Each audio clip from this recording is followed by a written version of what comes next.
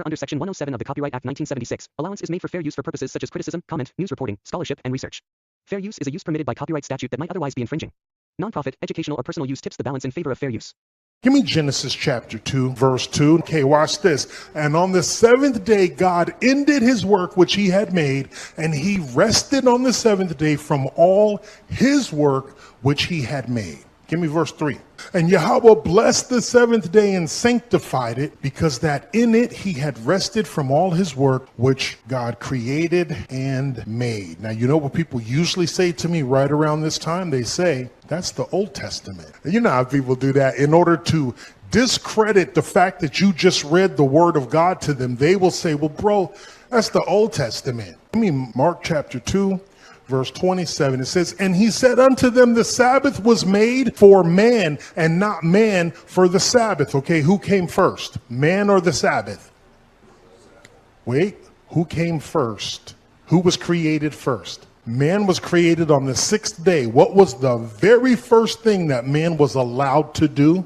The only thing he could do is rest. He was created to enter into rest. Welcome everyone. Today, we'll dive into a brief study on the word Shabbat. Before we begin, please remember to like, comment, share, and subscribe to help us spread this valuable message far and wide. A heartfelt Toda Rabbah to everyone who faithfully supports this ministry with donations. May Yahuah continue to provide for you and bless you abundantly. Now, let's get started. In Exodus chapter 20, verses 8 to 11, we are introduced to the commandment of the Shabbat, the seventh day of the week. The word Shabbat has great meaning, reminding us of Yahuwah's rest and his covenant with his people.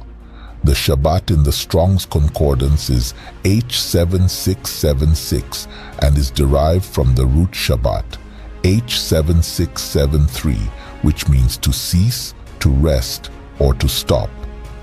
This same word appears in Genesis chapter 2, verse 2, where Yahuwah rested from his work after the 6 days of creation. Thus, Shabbat is not just any day, it's a day of ceasing from labor, following Yahuwah's example and turning our focus back to him. Now let's take a look at the Hebrew pictograph. Each letter in Shabbat holds a unique pictographic meaning, revealing deeper insights into the purpose of this Kodesh day. The Hebrew letters for Shabbat are Shin, Beit, and Taw. The pictograph for Shin resembles teeth and represents pressing, consuming, or destroying. In this context, Shin can symbolize a focus or intensity, pressing forward to enter Yahuwah's rest, turning our attention away from work and back to him. The pictograph for Beit resembles a tent or house, representing home, family, or dwelling. Beit signifies dwelling or returning to the house of Yahuwah, emphasizing that Shabbat is a time to return to his presence. The pictograph for Taw resembles crossed sticks, representing a mark, covenant, or sign. Taw is a symbol of the covenant between Yahuwah and his people. Observing Shabbat is a sign of this covenant, a reminder of our connection to him. Looking at these letters together, Shabbat can be seen as to press into the house of the covenant. Shabbat is a day for us to set aside worldly pursuits, draw close to Yahuwah, and reflect on his covenant with us. Alternatively, the letters Shin and Beit alone spell the word Shab, meaning to turn or to return.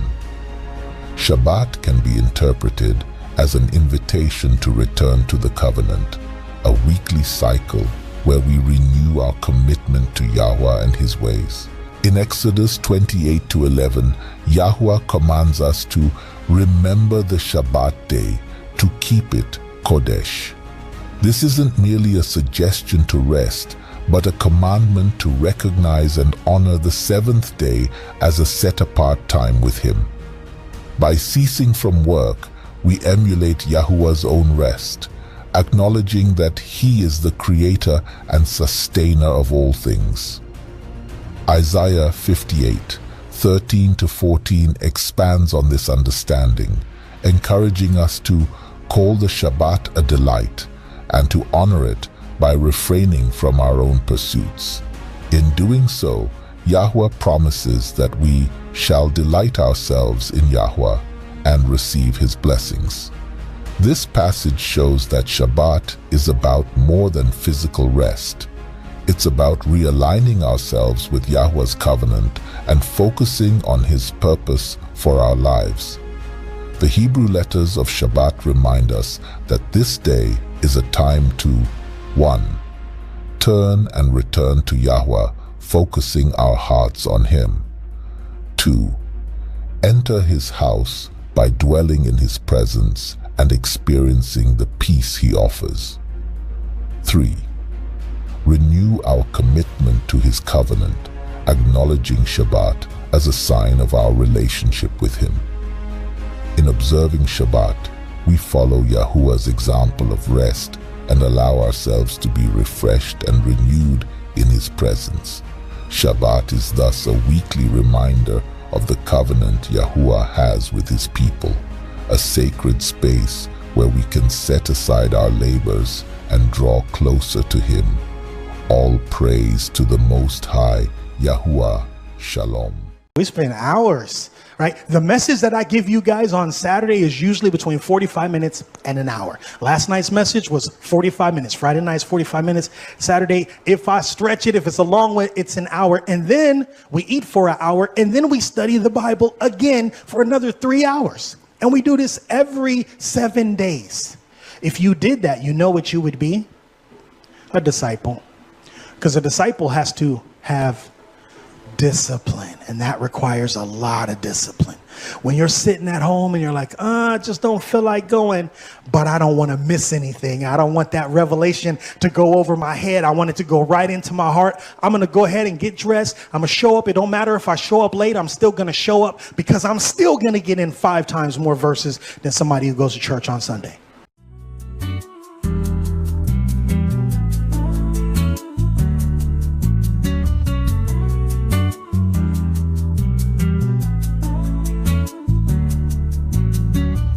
If you turn your foot from the path, from doing your own ways, no longer chase your past, and call the Shabbat a delight, a Kodesh day in Yahuwah's sight. Not seeking your pleasure, not speaking your words. Let the day be pure, let the voice of Yahuwah be heard. Honor the gifts set apart and true, in the stillness let His love renew.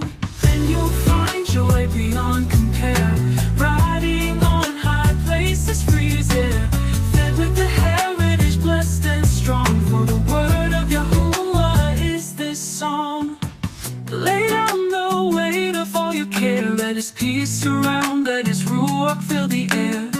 Set aside the world's demand, walk in His promise, guided by His hand. The Shabbat waits with arms open wide, a haven of rest where Yahuwah abides. For those who call it honor and light, find themselves held in His power and might. Then you'll find joy beyond compare, riding on high places, freezing, fed with the heritage, blessed and strong. For the word of Yahuwah is this song. Your Shabbat day, a treasure sublime in your presence, let my ruach align. Turning from our ways to rest in you, finding the promise, finding the truth.